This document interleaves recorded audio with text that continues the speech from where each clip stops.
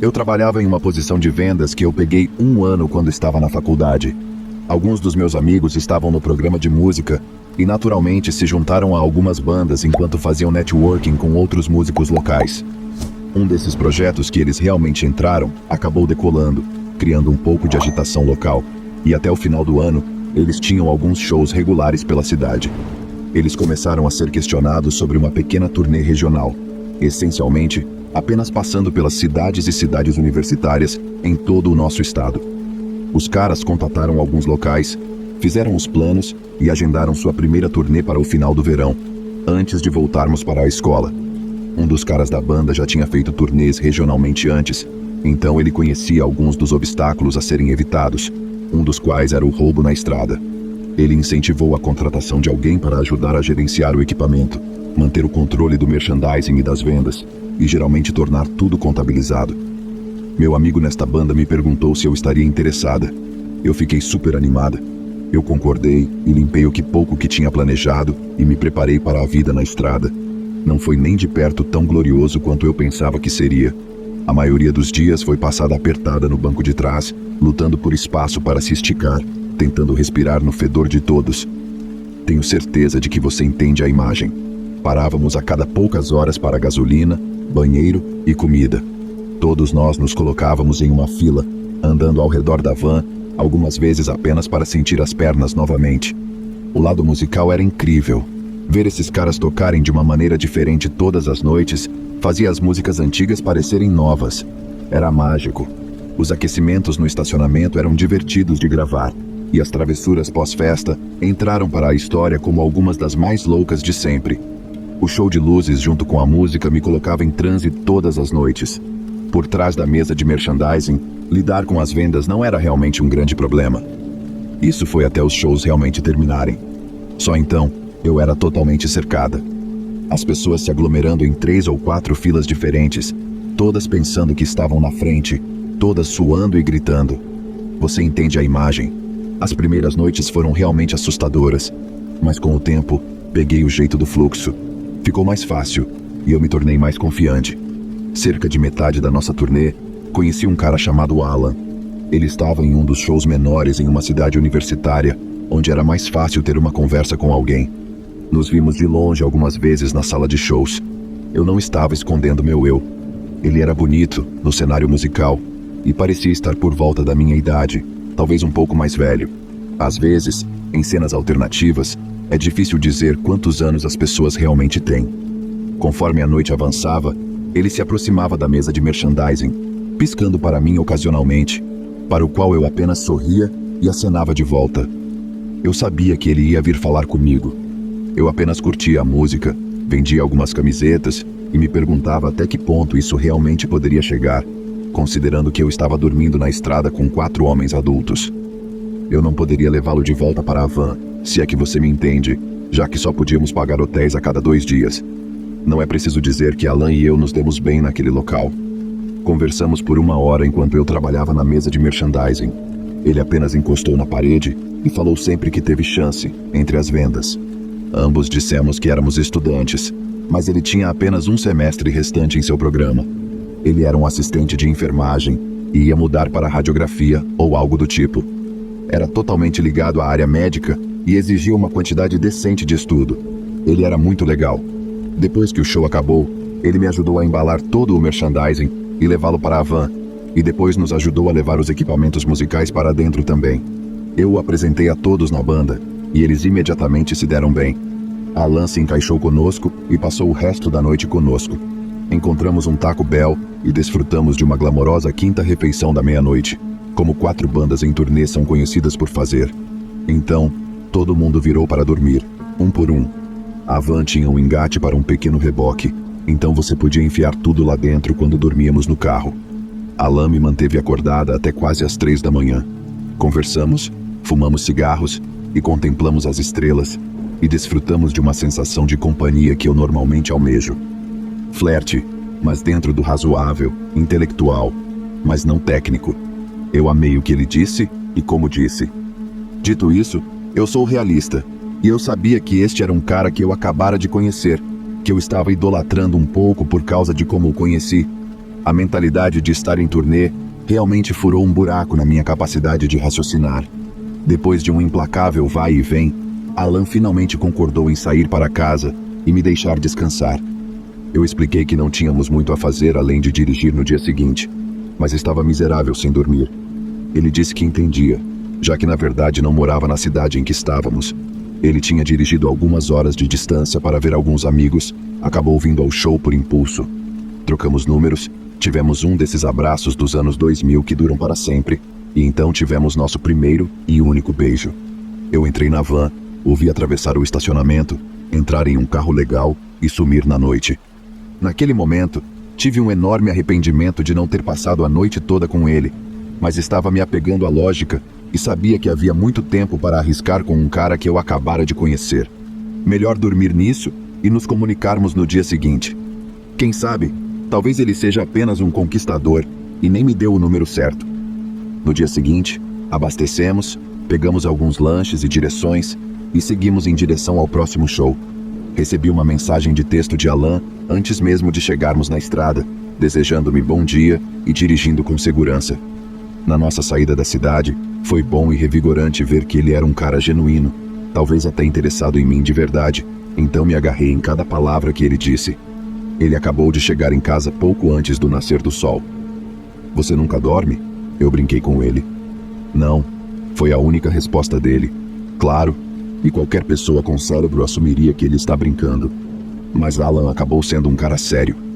Chegamos ao próximo local para fazer tudo de novo, descarregar a van, descarregar o reboque e depois organizar tudo para que esteja no lugar certo. Eu não consigo dizer quantas vezes peguei uma caixa na mesa de merchandising só para abri-la e descobrir que estava cheia de fiação para os instrumentos. Então eu tinha que carregar esse estojo de 20 quilos de volta para trás do palco e trocá-lo pelo que realmente estava cheio de camisetas. Em um ponto no início, saí rapidamente para pegar um cigarro. Eu estava funcionando no limite por causa da falta de sono e não queria nada mais do que simplesmente desmaiar ali no beco. Verifiquei meu telefone, mas enquanto fazia isso, notei algo no estacionamento.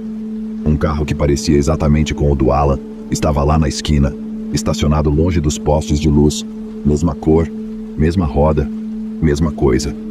Agora, Alan dirigia este sedã bastante básico, meio que como um Camry ou um Accord, então eu não pensei em nada.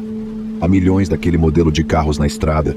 Tenho certeza de que se eu olhasse, encontraria mais 10 no estacionamento iguais a ele. Eu entrei para voltar ao trabalho e em frente a um dos maiores shows até então. Este lugar estava totalmente lotado, já que os rapazes não eram a principal atração em cartaz hoje à noite, mas estavam abrindo para uma banda super popular desta cidade. Isso fez um marketing muito bom, pois o público que eles conseguiram abrir era 5 vezes maior do que qualquer uma das presenças até então. Isso também se aplicava às vendas de merchandising. Eu fui completamente massacrada lá, ao ponto de começar a ficar sem tamanhos menores. Através do caos e das luzes loucas, por um segundo, pensei ter visto o Alan encostado na parede de trás. Ele estava relaxado, sorrindo, sem acenar ou algo assim. Antes que eu pudesse reagir, minha linha de visão foi interrompida e a multidão me cercou novamente. Eu esqueci toda a interação e apenas assumi que era algum tipo de sósia. A noite estava pronta para toda uma nova diversão, mas estávamos cansados da viagem e do show e agora só queríamos desmontar. Recolhemos o equipamento dentro da van, fizemos uma contagem de estoque muito ruim do merchandising e depois trancamos tudo até o amanhecer. Há um restaurante mexicano sujo e escondido na mesma praça que o local, do tipo que fica aberto 24 horas. Optamos por pular os feijões por causa da proximidade um do outro no carro. Depois do jantar, alguns dos caras vaguearam pela rua até um bar. Eles podiam me ver, e os outros 2 recuaram para a van para pegar algumas horas de sono. Originalmente planejamos ficar em um hotel na cidade, já que a tarifa era um pouco mais barata, mas tudo estava loucamente lotado. Este fim de semana era aparentemente algum grande evento para a comunidade, e até a banda principal tinha trazido algumas centenas de pessoas extras. Apenas aceitamos e dormimos na van, sem problemas. Tudo estava normal até por volta da 1 da manhã. Eu podia ouvir um leve batuque na lataria da van. Meio adormecida, mal percebi. Só achei que era o vento ou algo assim. Não se passa um minuto, o batuque se transforma em batidas, como alguém bateria em uma porta. Eu e os outros 2 caras nos endireitamos, totalmente perplexos. Olhamos ao redor e vemos que os outros 2 colegas de banda não estão na nossa van, e então ficamos irritados. Deve ser eles voltando do bar, e eles perderam suas chaves. As janelas da van têm essa cobertura reflexiva, o que proporciona um pouco de privacidade, além de manter a luz fora de manhã. Por causa dessas coberturas, não podemos realmente ver quem está batendo na van. Um dos caras se aproxima do banco da frente, puxa a cobertura do passageiro para trás, e nunca esquecerei a expressão dele. Era pura incredulidade. Seus olhos se movem da pessoa do lado de fora para mim, e ele diz: "Acho que é para você." Eu ri, mas tinha um buraco doentio crescendo no meu estômago. Eu não conhecia alma alguma em qualquer direção por 200 milhas. Não há como ser para mim. Troquei de lugar com meu amigo no banco do passageiro, olhei para ver Alan. Meu Deus, é para mim. Abri a porta e perguntei se tudo estava bem. Ele diz: "Claro." E pergunta como foi a noite. Digo que foi ok. Só estou confusa porque ele está aqui. Olho para meus amigos no banco de trás, e ambos estão me olhando com uma expressão tipo, o quê? Um parece mais preocupado, o outro parece mais irritado. Sinto uma mistura dos dois, quase perfeitamente misturados. Lembrei que eles me pediram um favor, e agora estou criando drama em uma situação estranha de ter esse cara nos perseguindo, por falta de uma palavra melhor. Quero dizer, estamos em uma grande e boba van branca com janelas espelhadas. Você não pode perder. Saí do banco do passageiro e fui para o asfalto preto, e deixei a porta se fechar atrás de mim. O mínimo que posso fazer é deixar os outros descansarem enquanto lido com essa situação imediata. A primeira coisa que eu digo é: eu não percebi que essa é a cidade da qual você estava falando." Ele balança a cabeça e diz: "Não, eu não moro aqui." "Ah, o que te trouxe aqui?" Eu pergunto a ele. "A turnê," ele diz com o sorriso mais assustador que já vi. Olho ao redor, e o lugar é uma cidade fantasma, sem pessoas ou carros passando, apenas eu e Alan. Foi quando me lembrei de ver o cara encostado na parede de trás. "Você estava no show?" Eu perguntei a ele. Ele acena para mim com o mesmo sorriso assustador. "Eu não queria te incomodar. Você parecia ter tido uma noite muito ocupada," ele explicou. "E agora eu pergunto, o que você quer dizer?" Ele pergunta: "Você se importa se eu te incomodar agora? É o meio da noite. Eu nem sabia que você estava aqui," eu digo. Ele não reage bem a isso. Vamos e voltamos por um tempo, discutindo como chegamos a esta situação atual. Acontece que ele levou tudo o que eu disse literalmente, e quero dizer ao pé da letra. Na noite anterior, quando eu disse que adoraria retomar a conversa em algum momento, ele entendeu literalmente na noite seguinte, no mesmo horário. Quando eu disse que gostaria que ele pudesse andar por aí e fazer turnê conosco, ele desocupou sua agenda para fazer isso acontecer. Nada do que eu estou dizendo está chegando a este cara. Ele só continua tentando me tranquilizar, com este sorriso vidrado e sem emoção. Justo quando estou me preparando para me retirar, dizer a ele para cair fora, os outros 2 colegas de banda aparecem rolando até a van. Alan se assusta assim que os vê se aproximando. Quero dizer, totalmente abalado, ficou pálido e tudo mais. Eu olho para ver o quão bêbados os 2 estão, mas felizmente, eles parecem alertas e não muito felizes em me ver conversando com Alan. Eles entendem imediatamente que algo estranho está acontecendo. Agora, com esses 2 junto, eu repito tudo o que estava dizendo para Alan, que fica calado e está acenando, ouvindo mais atentamente agora. Eu o aviso que foi tudo um grande mal-entendido e que talvez tenha se movido um pouco rápido demais. Não é apropriado ele aparecer no meio da noite. Ele se desculpa, dá meia volta e vai para o carro. Ficamos no estacionamento por mais alguns minutos, fumamos um cigarro e trocamos ideias sobre o que diabos acabara de acontecer. Cada um tinha uma teoria ligeiramente diferente, mas todos tinham a mesma conclusão: ficar de olho nesse cara.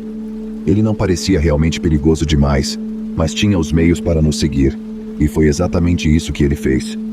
Acordamos na manhã seguinte. Havia uma série de cartas enfiadas debaixo dos limpadores de para-brisa.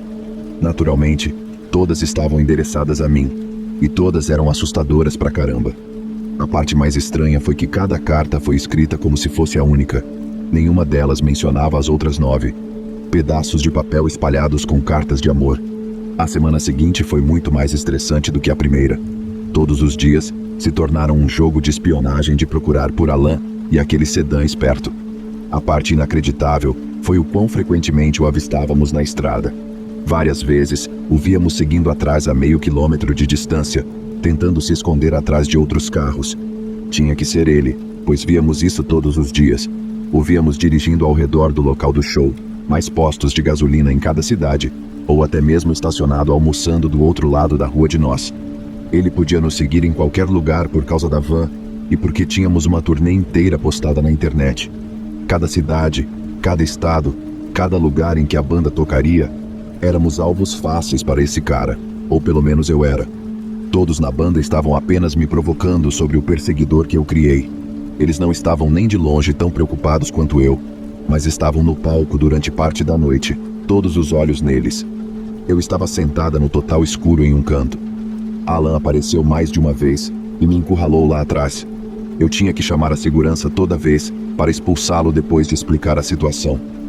Tornou-se uma ocorrência quase previsível.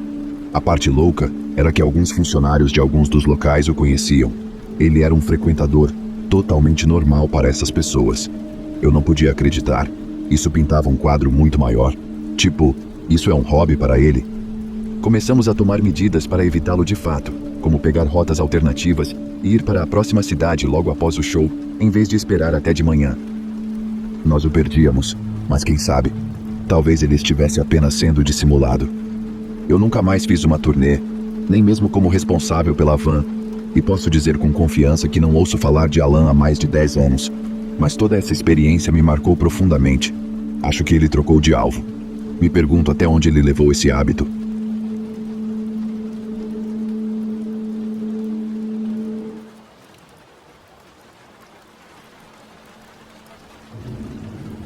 Eu costumava trabalhar em uma locadora de vídeos em Los Angeles nos anos 90.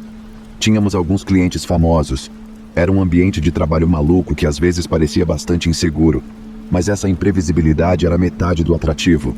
Honestamente, eu adorava o trabalho e os clientes loucos e desequilibrados que vinham com ele. Havia uma estrela de filmes adultos que costumava aparecer com frequência, vou chamá-la de T, cujas visitas eu absolutamente temia. Ela só parecia aparecer quando eu estava trabalhando sozinho. Ela sempre me fazia a mesma pergunta: quais dos meus filmes você tem? Agora, ela não fazia essa pergunta de maneira irracional. T era um pouco mais velha, claramente tinha toda uma carreira. Ela parecia e agia um pouco louca, como se estivesse fora de si, mas também estava muito obviamente chapada. Ela entrava falando alto, rangendo os dentes, e seus olhos saltavam da cabeça como se fossem algum efeito especial prostético. Ela estava magra por causa de anos de abuso de substâncias, provavelmente com vários problemas pessoais de peso e imagem. T também cheirava a álcool e cigarros. Na maioria das vezes ela gritava: quais dos meus filmes você tem? Várias vezes com aquela energia frenética. Eu repetidamente dizia a ela que nosso sistema de computador só buscava filmes por título, não por atores ou atrizes, mas esse fato nunca parecia entrar na cabeça dela. Sempre que isso acontecia, ela começava a gritar comigo. Lembre-se, isso era em 95, então o computador que eu usava para procurar coisas e verificar aluguéis era um dinossauro. Mas não importava muito, porque T sempre esquecia. Como diabos você pode descobrir quais dos meus filmes você tem? Ela gritava. Eu oferecia para acompanhá-la de volta à sessão adulta, para que ela pudesse ver as prateleiras por si mesma, mas ela sempre recusava, como se estivesse totalmente enojada com essa ideia. Isso é o que me deixa perplexo, pensei. Porque ela é uma estrela de filmes adultos que já entrou na loja de filmes adultos. Eu não vou lá, ela grita. Senhora, você já está aqui dentro. O que vai custar para dar uma olhada rápida nas prateleiras? Na minha cabeça eu pensava, ela é uma estrela pornô e não vai andar pelos corredores e olhar as capas. Isso me fez pensar que ela era ainda mais louca do que aparentava. O que ela pensava que encontraria lá? Quão desconectada da realidade essa mulher estava? De qualquer forma, ela gritaria comigo por um tempo antes de se acalmar e sair. Mas isso parecia se repetir pelo menos uma dúzia de vezes. Ela não era o pior cliente que eu tinha, mas acabou sendo a que eu mais temia. Mas então, uma semana, ela não apareceu. Segunda-feira, terça-feira, a semana toda passou e ainda nada de T. Foi um alívio enorme, mas parte de mim se perguntava se algo ruim tinha acontecido com ela. Ela estava se tornando ainda mais maluca? A parte razoável de mim pensava que ela poderia ter tido uma overdose. Quando outra semana passou sem a presença dela, ela saiu completamente da minha mente. Avance um mês mais ou menos, adivinha quem entra deslizando pelas portas duplas?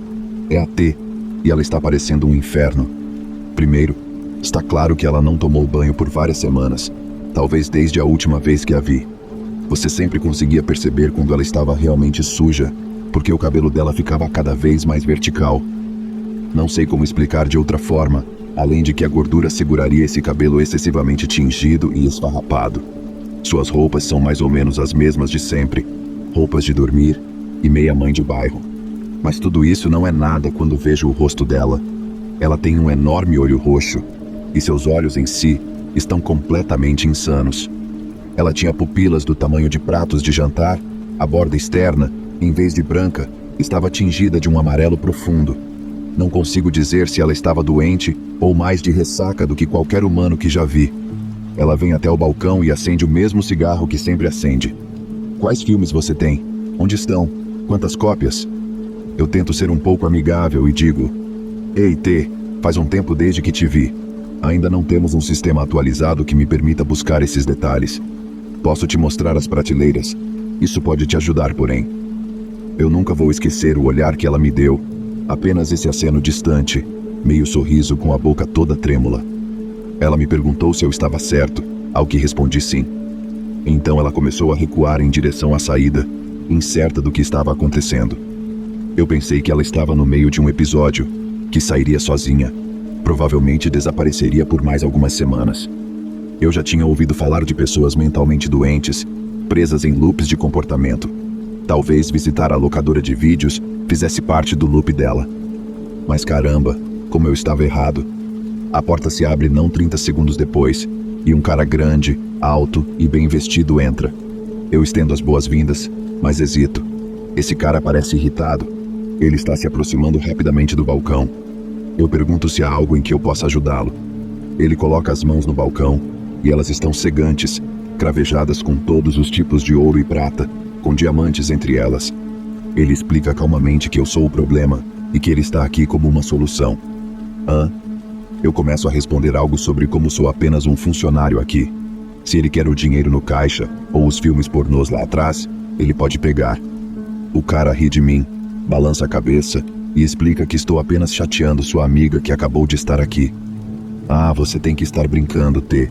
A estrela pornô louca e acabada que tem me incomodado há meses, de alguma forma conseguiu reforço. Eu digo a ele que não a conheço. Ela é apenas uma cliente carente que quer encontrar seus filmes. Não há uma maneira fácil para eu fazer isso, então ela terá que olhar os títulos sozinha. Esse cara me interrompe com um gesto de mão. Diz que sabe, ouviu cada palavra. Ele ouviu tantas vezes que sente como se estivesse acontecendo com ele, e agora ele precisa se envolver. Acontece que T era praticamente o que eu imaginava. Esse cara era claramente relacionado a gangues ou drogas, talvez até mesmo um chefão. Ele agia como se fosse o controlador de T, quase como um cafetão ou algo assim. Quero dizer, acho que há mercado para qualquer coisa, mas tive mais a sensação de que ele tinha um relacionamento com ela para si mesmo. De qualquer forma, agora era meu problema. Eu olhava para esse homem gigante, decidindo se deveria apertar o botão de segurança. Isso era apenas uma locadora de vídeos, então parte de mim nem pensava que isso funcionaria, mas estava no outro lado do balcão, e se eu me movesse, esse cara ia me pegar com certeza. Ele diz o nome completo de T, depois o nome artístico dela. Eles eram semelhantes, provavelmente mais semelhantes do que você gostaria que fossem. Eu percebi então que T provavelmente era bastante fácil de encontrar no catálogo telefônico se você fosse esperto o suficiente. Ele então me perguntou: quais filmes você tem com ela?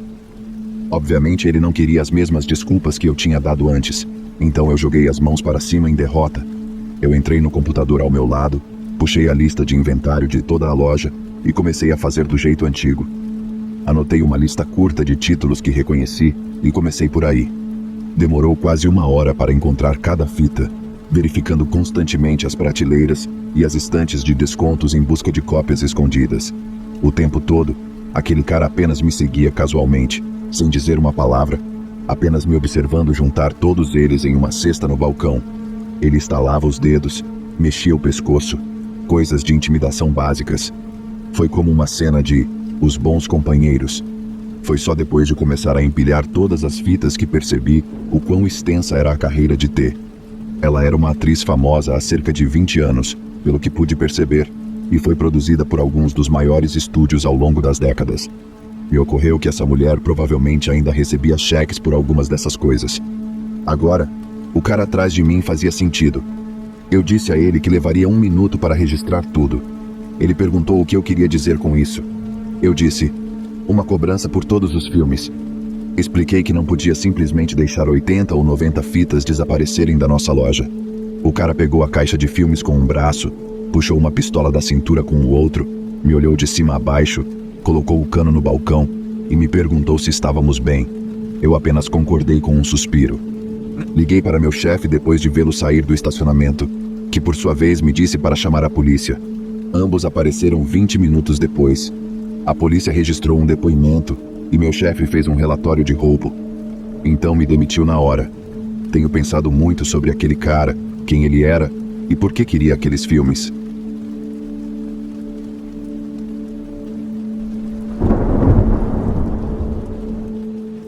Eu trabalho no varejo, e só existem 5 de nós que trabalhamos na loja, incluindo nosso gerente. Somos uma família muito unida, então naturalmente nos apoiamos em tudo. Hoje à noite, meu colega de trabalho e eu estávamos cuidando da loja, e ele precisou sair mais cedo para um jantar com alguns amigos que acabaram de chegar à cidade. Então cobri os últimos 30 minutos sozinha. Nós trabalhamos em uma área que tem uma população sem teto proeminente, a maioria dos quais são pessoas maravilhosas. Depois que ele saiu, em questão de minutos, um personagem muito suspeito entrou, que me deixou de cabelo em pé. Esse cara tinha cerca de 2 metros de altura, mais pesado, e era geralmente intimidante. Para aumentar a vibe já assustadora, ele estava segurando um copo grande de refrigerante e um taco de golfe, nada mais no corpo. Eu sou uma mulher mais baixa e menor, então agora estou apenas nervosa. Ele não hesitou em conversar comigo, e é meu trabalho ser amigável e fazer vendas. Então entrei, esperando descobrir que ele era inofensivo e estava voltando de um campo de golfe ou algo assim. Embora não haja campos de golfe a menos de 20 milhas do nosso local de trabalho. Obviamente, como você está lendo isso, eu estava terrivelmente errada. Esse homem ainda tinha uma pulseira de hospital de sua estadia de 2 meses em um hospital psiquiátrico. Estava muito interessado em mim e em cada aspecto da minha vida. Ele perguntou o que eu estava estudando, que era psiquiatria, e imediatamente ficou chateado, pois ele teve uma experiência muito ruim. E quero dizer, literalmente no momento em que ele ouviu a palavra, foi como se um alarme tivesse disparado em sua cabeça. Sua expressão mudou completamente. Meu coração vai para pessoas nessa posição que claramente estão lutando, e minha missão de vida é ajudar pessoas como ele. Mas, não importa o quanto meu coração fosse para ele, eu ainda estava muito vulnerável. Ele então me fez as seguintes perguntas. Qual é o seu nome? Onde você mora? Onde você estuda? Quando você trabalha? Com que frequência você trabalha? Quando é sua próxima pausa? Quantos anos você tem? Você mora sozinha? Tem mais alguém aqui? Eu menti para cada pergunta, e quando ele exigiu meu número de telefone, dei a ele o número da loja. Também disse a ele que meu nome era o nome do meu gerente, então se ele tentasse entrar em contato, seria direcionado para alguém que não sou eu. Felizmente consegui mandá-lo embora no fechamento. Algumas das minhas respostas foram bastante vagas, como onde eu morava, e isso pareceu incomodá-lo um pouco. Ainda assim, ele saiu sem muitos problemas. Quando saí, mudei de roupa e de penteado para ser um pouco menos reconhecível, e graças a Deus que fiz isso, porque ele estava esperando no beco dos fundos. Fiz o meu melhor para não perceber e não ficar óbvio, mas fui direto para o meu carro, que estava estacionado do outro lado da rua. Isso, infelizmente, deu a ele um pouco de tempo. Logo ele saiu daquele beco. Eu não me virei, apenas fingi naturalidade e olhei para a faixa de pedestres brilhante do outro lado da rua. Ela mudou, e eu continuei, exatamente quando ouvi esse cara correndo atrás de mim. É tarde, não há mais ninguém por perto. Eu sei o que está prestes a acontecer. Ele vai me bater na cabeça ou no joelho, ou o que for, e depois me arrastar para aquele beco.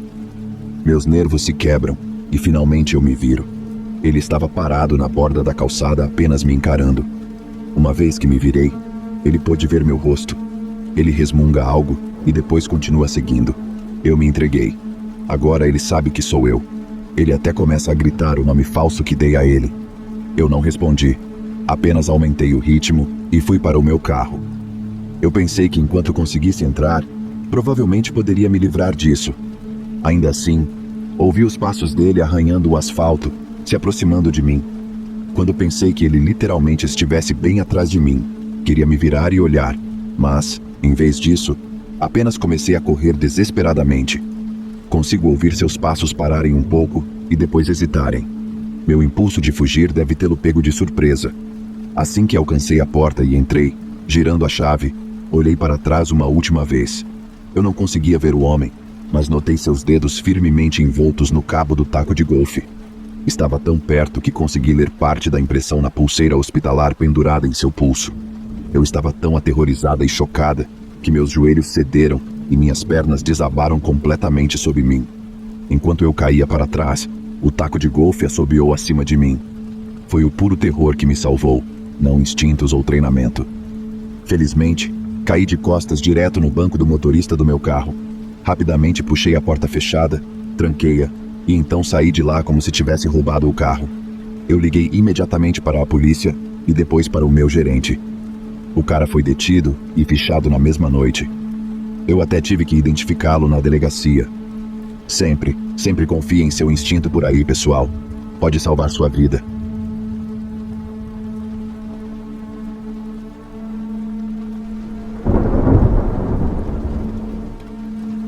Eu trabalho no varejo e uma das coisas que faço é receber as remessas para nossa loja.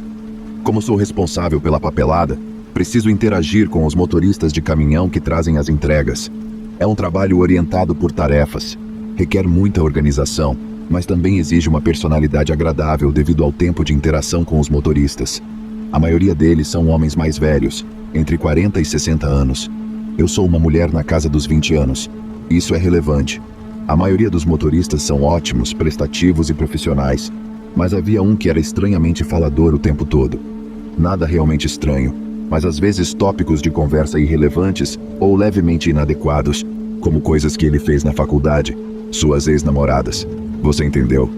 Eu apenas imaginei que ele fosse extrovertido e um pouco excêntrico, então fui amigável com ele, como sou com todos, até que um colega de trabalho, um cara que também trabalha no recebimento, mas em um departamento diferente, me disse que só ouvia esse motorista falar comigo ou sobre mim, aparentemente quando eu não estava na sala ou dentro do alcance de audição. Então ele ficava em silêncio ou falava sobre mim, perguntando onde eu estava. Em seguida, outro colega de trabalho disse que ouviu esse cara se referindo a mim como sua esposa quando eu não estava lá. Então, depois de ouvir toda essa estranheza, fiquei menos simpática com ele. Mantive a conversa estritamente nos negócios. Se ele falasse sobre sua vida pessoal, eu apenas ignorava e então ia cuidar da papelada. Não fui rude ou desrespeitosa com ele, simplesmente parei de fazer um esforço para envolvê-lo em conversas.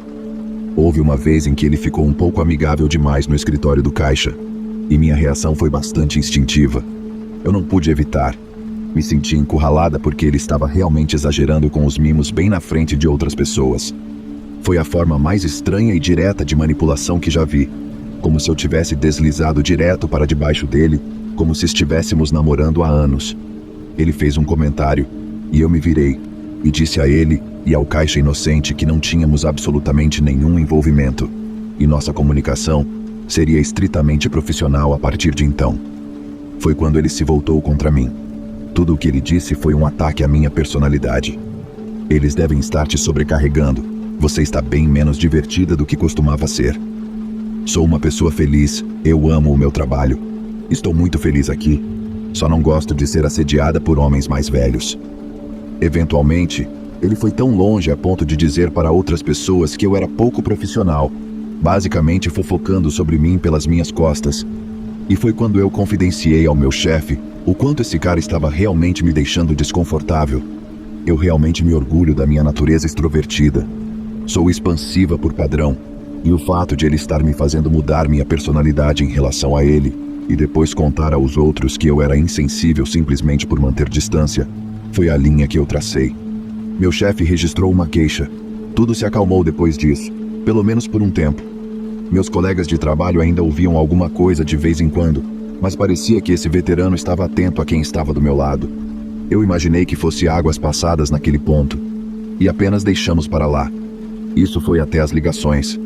Todos os dias, por 3 ou 4 semanas, Meu telefone começava a tocar em momentos aleatórios do dia, no trabalho, em casa e até de madrugada.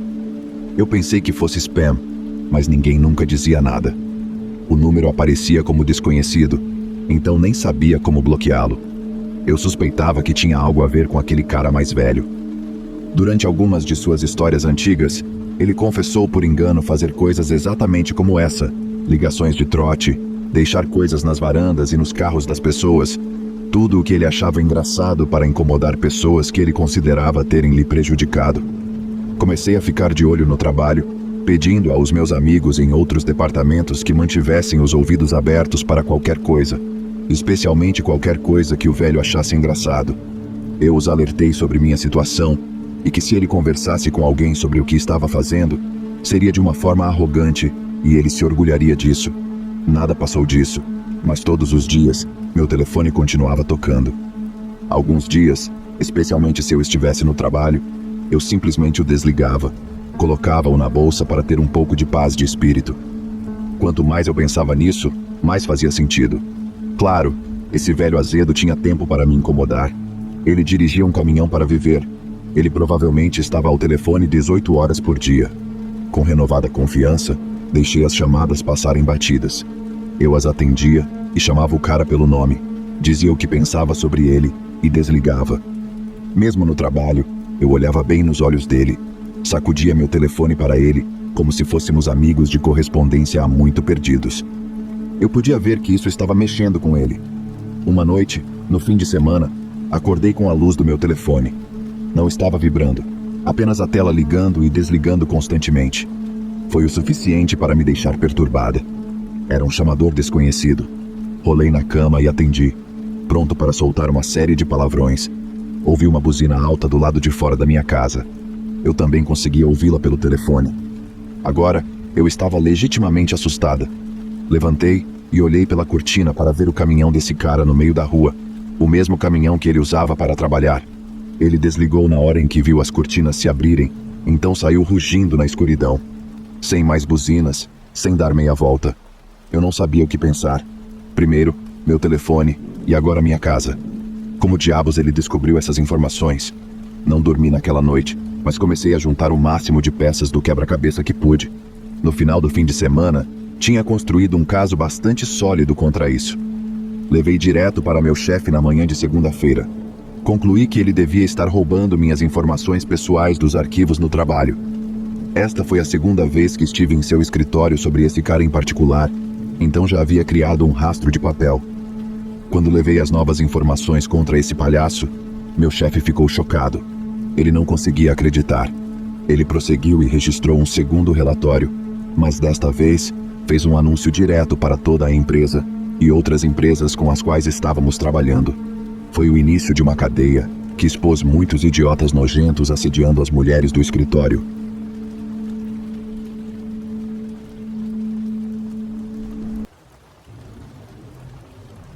Antes de tudo, agradeço por este espaço para compartilhar minha história com vocês.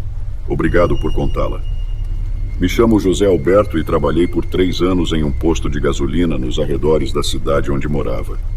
Eu era o caixa na loja daquele estabelecimento no turno da noite.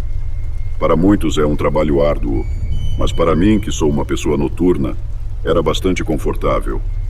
Claro, testemunhei algumas situações um tanto violentas, como pessoas já embriagadas chegando e brigando, e várias tentativas de roubo também, embora nada de grave acontecesse.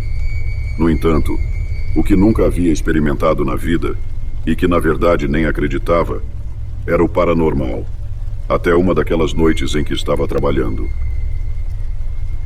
Acabara de começar meu turno, estava no caixa fazendo algumas contas e esperando meu colega, que sempre chegava atrasado, para me ajudar a organizar umas caixas do inventário que acabara de chegar. Estava bem tranquilo naquele momento, pois não havia ninguém na área, quando de repente ouvi o sino da porta principal, mas não via ninguém entrando enquanto a porta se abria. Fui até a porta e vi que era uma menina de uns 8 a 10 anos, vestindo um vestido rosa muito sujo e apenas com um sapato. Fiquei bastante impressionado ao vê-la assim, e a primeira coisa que fiz foi olhar ao redor para ver se seus pais ou alguém a acompanhava. Mas não havia ninguém, nem carros estacionados abastecendo. Parecia que ela estava completamente sozinha. Ela se aproximou de mim e perguntou se eu poderia ajudá-la a chegar em casa, pois estava perdida. Estava completamente desorientada e um pouco assustada também. Perguntei como ela havia chegado até ali, onde estavam seus pais, mas ela não soube me responder. Balançava a cabeça de um lado para o outro e levantava os ombros, como se dissesse que não sabia. Era uma situação bastante estranha e complicada. Então disse a ela para esperar um momento, que eu iria ligar para o 190 para pedir ajuda, pois eles a ajudariam a encontrar os pais e voltar para casa. Ela concordou com a cabeça enquanto ficava parada ao lado da entrada. Enquanto isso, fui até o caixa onde estava o telefone para ligar para a polícia, mas antes de chegar lá, ouvi novamente o sino da porta se abrindo. Virei imediatamente pensando que a menina tinha saído, mas era meu colega de trabalho que estava chegando. Ele entrou como sempre, cumprimentando-me com um sorriso e perguntando como eu estava. Fiquei surpreso que ele não olhou para a menina e não demonstrou surpresa alguma. Foi então que disse a ele que ia ligar para o 190, porque a menina que estava na entrada estava perdida. No entanto, ele olhou para todos os lados e me perguntou: qual menina? Voltei até a porta, atrás de uma prateleira que me impedia de vê-la do caixa. Mas ao chegar lá, a pequena já não estava mais. Passei pelos corredores procurando por ela, enquanto perguntava ao meu colega se ela não tinha saído quando ele abriu a porta.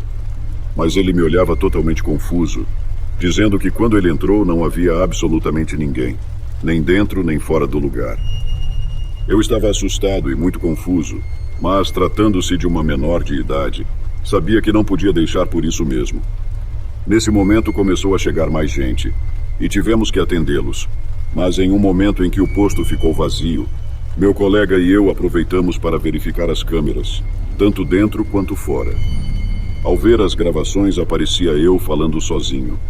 Quando a menina entrou, só se via a porta se abrindo sozinha também. Meu colega começou a rir nervosamente. Eu, por outro lado, sentia um vazio no estômago. Não sei se de medo ou da ansiedade que a situação estava me causando. Meu colega conta que meu rosto não tinha expressão alguma ao ver os vídeos. Simplesmente era como se eu estivesse fora do meu corpo. A verdade é que eu sentia que nada era real. Simplesmente não conseguia acreditar, mas realmente aconteceu. E levei algum tempo para assimilar a situação. Acreditei que era muito provável que eu tivesse falado com um fantasma. Alguém que possivelmente havia perdido a vida por ali perto, e sua alma estava vagando sem rumo. Contamos ao gerente o que aconteceu na manhã seguinte. Ele também viu os vídeos e não conseguia acreditar, assim como nós, mas nos pediu para não contar a ninguém e que os vídeos seriam apagados. Também pediu ao meu colega para apagar o vídeo do telefone dele, pois disse que o tinha gravado para viralizar. Mas isso deixou nosso chefe irritado, e ele nos advertiu que se por algum motivo o vídeo fosse parar na internet, seríamos demitidos. Mas no fim das contas, esse vídeo era o que menos me importava, pois eu ainda estava muito impactado pelo que havia acontecido. Obrigado por ouvir minha história. Desejo a todos um excelente dia ou noite.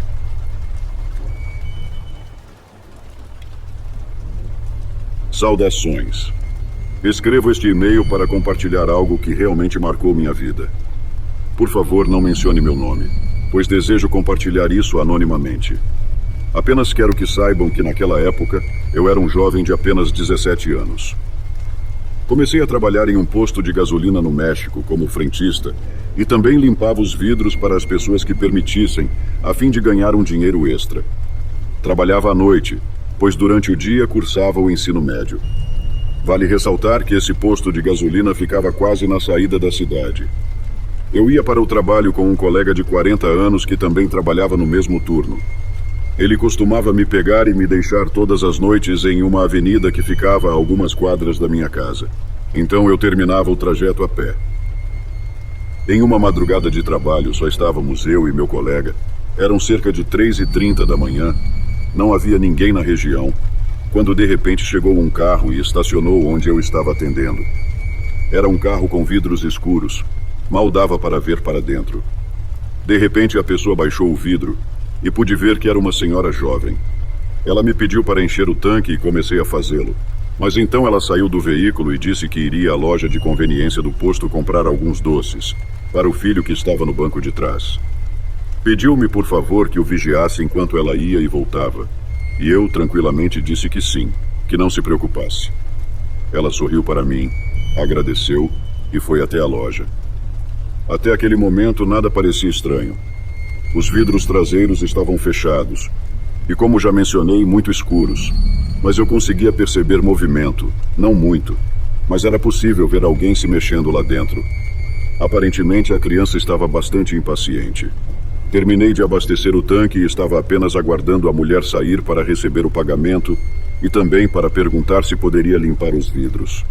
Continuava vendo movimentação dentro do carro, na parte de trás, até que finalmente a senhora saiu com 2 sacolas cheias de lanches. Ela sorria de uma maneira que achei perturbadora e continuava sorrindo e me encarando enquanto caminhava.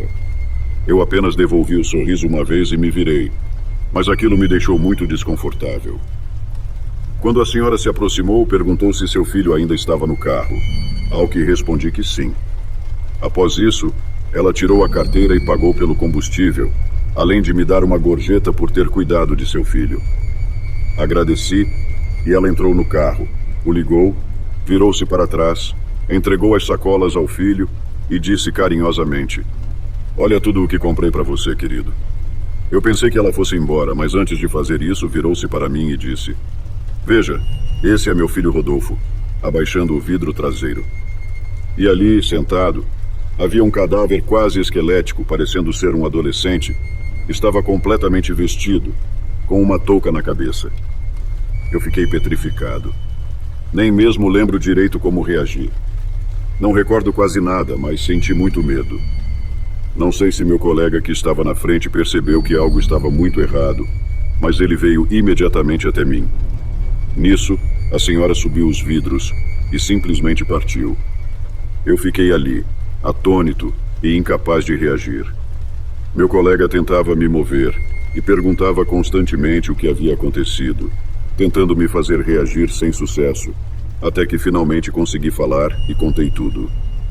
Ele pegou o telefone sem dizer uma palavra e chamou a polícia, relatou o ocorrido e deu a descrição do carro e para onde ela tinha ido. Depois disso, me levou para casa, pois fiquei muito afetado. Na noite seguinte em que meu companheiro passou para me pegar, ele me disse que havia recebido uma ligação do Ministério Público, agradecendo por ter relatado aquele incidente. Acontece que a senhora em questão estava sendo procurada por familiares que viviam em outro estado. Disseram que ela havia enlouquecido após perder seu filho devido a uma doença e subitamente desapareceu sem deixar rastros. Os familiares nunca souberam onde ela havia sepultado o filho. Coube a mim viver aquele perturbador acontecimento para que, finalmente, seus familiares a encontrassem e descobrissem que, na realidade, ela nunca havia sepultado seu filho. Agradeço pelo espaço para compartilhar minha experiência. Agora, com 28 anos, acredito que superei aquele evento, mas, sem dúvida, é algo que permanecerá gravado em minha mente para sempre. Boa noite a todos. Sou Maria e quero compartilhar através deste canal algo muito sombrio que aconteceu com minha melhor amiga e comigo enquanto viajávamos na estrada.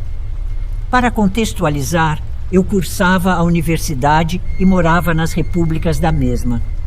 Lá, conheci minha melhor amiga, que era de outro estado e também era minha colega de quarto na época. Tudo aconteceu numa noite em que estávamos viajando sozinhas para passar um fim de semana na praia, que ficava a cerca de 3 horas de onde vivíamos.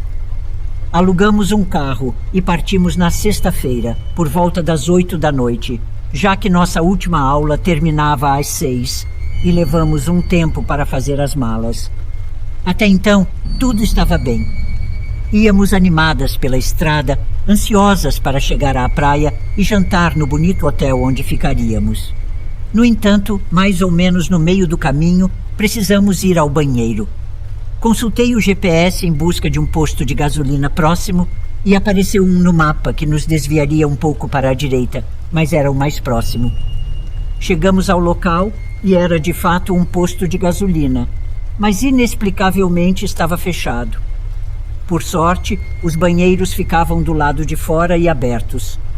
Apesar de o lugar estar bastante deserto, praticamente num local isolado, decidimos descer.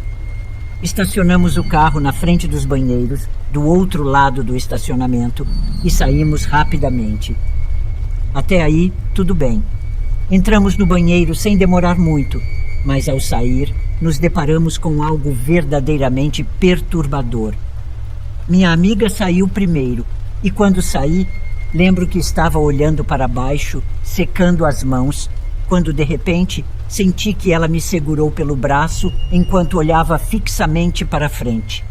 Olhei na mesma direção e lá bem em frente ao nosso carro, a menos de 1 metro dele e entre as sombras, estava um espectro em forma de pessoa, imóvel, que media facilmente mais de 2 metros de altura. Nós ficamos paralisadas, pois mesmo sem ver claramente o que era aquilo, devido à escuridão, ele estava de frente para nós, como se nos observasse com os braços estendidos ao lado do corpo, numa posição de alerta. Minha amiga e eu ficamos petrificadas, sem dizer nada por vários segundos, até que ela reagiu e me perguntou com a voz baixa e cheia de nervosismo: "O que fazemos?" Eu não sabia o que responder. Entrar no banheiro não adiantaria, pois não tinha porta e o sujeito poderia entrar facilmente. Demos alguns passos para trás e foi quando peguei meu telefone para ligar para a emergência, mas não havia sinal algum naquele lugar. Ao dizer a ela para verificar se o celular dela tinha sinal, ela informou que deixou o telefone carregando no carro. Lá estávamos nós, totalmente vulneráveis àquele indivíduo, ou o que quer que fosse, pois tinha uma altura assustadora, era verdadeiramente aterrorizante. Foi então que minha amiga se encheu de coragem e gritou para ele ir embora e nos deixar em paz, mas o sujeito apenas movia a cabeça de um lado para o outro, sem expressão alguma, sem responder absolutamente nada.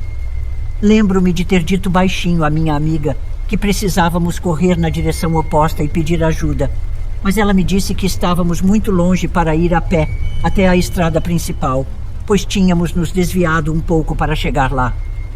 Eu estava muito assustada.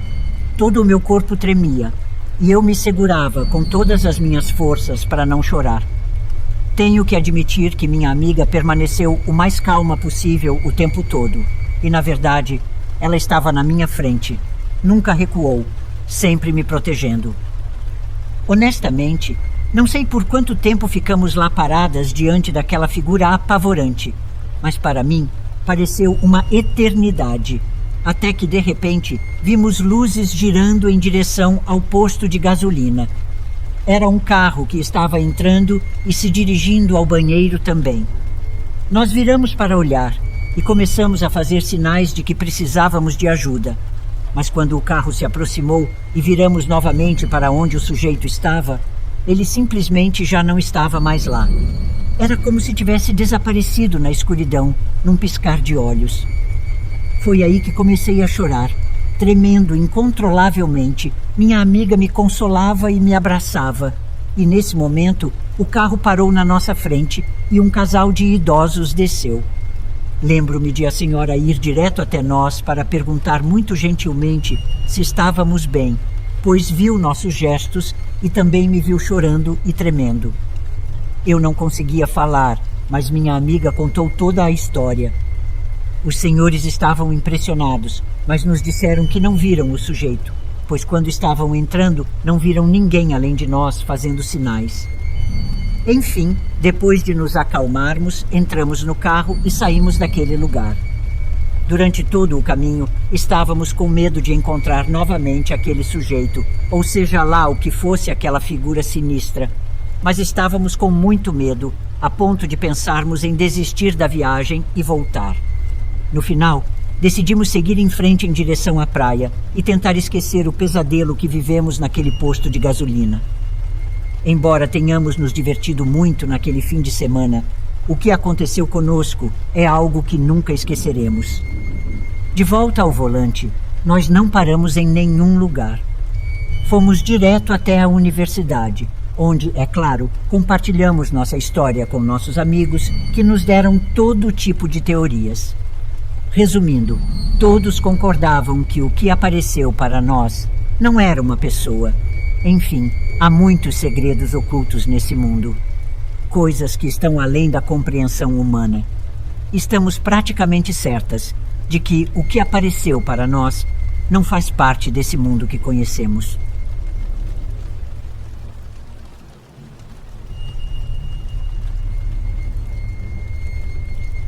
Boa noite a todos do canal. Antes de começar meu relato, gostaria de dizer que levei um tempo para me animar a tornar minha história pública, pois tem a ver com alguém que eu amo com todo o meu ser. E essa é minha mãe. Ao mesmo tempo, gostaria que, com todo respeito, vocês dessem suas opiniões, pois tudo foi muito estranho e, embora tenham se passado vários anos, gostaria de ter alguma resposta. Não quero dar meu nome, mas sou uma mulher de 48 anos, grande fã deste canal. Sabia que um dia acabaria ouvindo minha própria história. Tudo começou numa noite em que viajávamos em família. Estávamos indo curtir as férias de fim de ano para passar as festividades que acontecem nessa época no litoral de Santa Catarina. Estávamos eu, meus pais, meus 2 filhos e meu marido. Íamos no nosso carro. Sabíamos que o caminho seria longo, tanto que já era noite na estrada. Passava da meia-noite e eu precisava ir ao banheiro. Então disse ao meu marido para parar no primeiro posto de gasolina que visse. E assim foi. Chegamos a um desses postos, afastado de tudo. Perguntei se mais alguém queria ir ao banheiro, mas ninguém mais quis. Todos estavam dormindo, exceto meu marido e meu filho mais novo. Então, desci sozinha enquanto minha família me esperava no carro. O posto de gasolina estava quase vazio. Havia apenas um outro carro estacionado.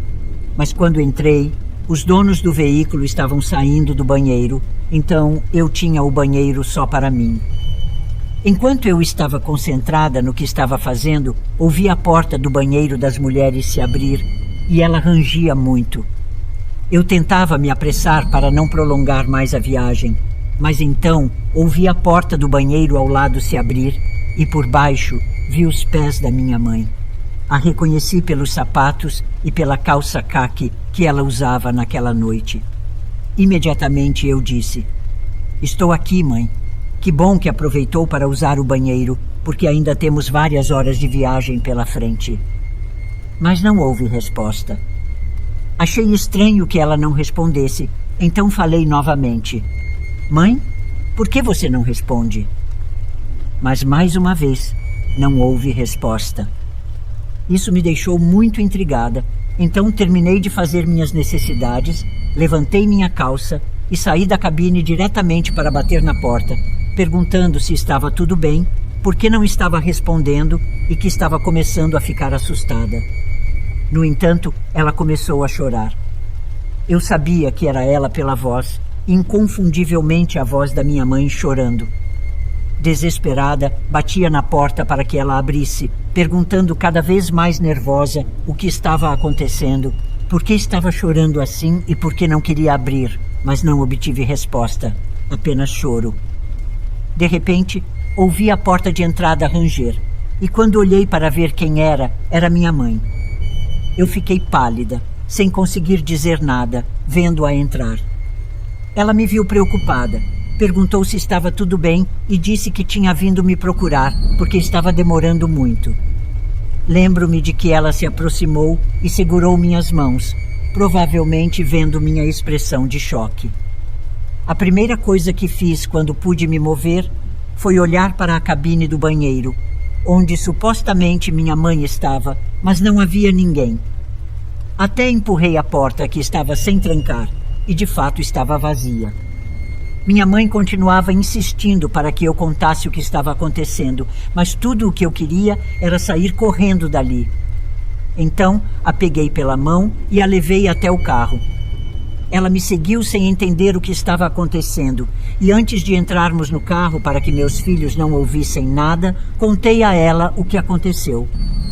Ela me olhava tão confusa, perguntava se eu estava certa várias vezes, pois afirmou que absolutamente ninguém tinha chegado àquele posto de gasolina desde que eu fui ao banheiro, muito menos alguém usando a mesma roupa que ela, então era impossível. Por mais que eu jurasse o que vi, senti que ela não acreditou totalmente, atribuindo isso ao fato de eu estar muito cansada, e apenas me disse para tentar dormir pelo restante da viagem. Obviamente não consegui convencê-la, então entramos no carro, onde meu marido me olhava com uma expressão confusa, querendo saber o que havia acontecido, mas delicadamente disse a ele que contaria depois. Os dias de férias se passaram. Ficamos por 5 dias, e durante esse tempo, é claro que contei ao meu marido o que aconteceu, mas ele também não soube o que me dizer. No 6º dia, voltamos para casa, e no dia seguinte, que era segunda-feira, meu marido e eu voltamos ao trabalho e meus filhos à escola. No entanto, naquela mesma segunda-feira de manhã, recebi a pior ligação da minha vida até hoje. Era meu pai, dizendo que minha mãe havia falecido. Ela sofrera um ataque cardíaco na noite anterior. Foi o momento mais doloroso da minha vida, e embora eu tenha aprendido a lidar com isso, é algo insuperável. Mas a dúvida que sempre tive desde que isso aconteceu é se o que ocorreu naquela bomba de gasolina, uma semana antes de minha mãe perder a vida, teve algo a ver com a partida dela. Será que algo queria me avisar do que estava por vir? Ou foi apenas coincidência? Mesmo meu esposo me dizendo para não me torturar mais com essa pergunta sem resposta, não consigo superar. Preciso entender o que aconteceu,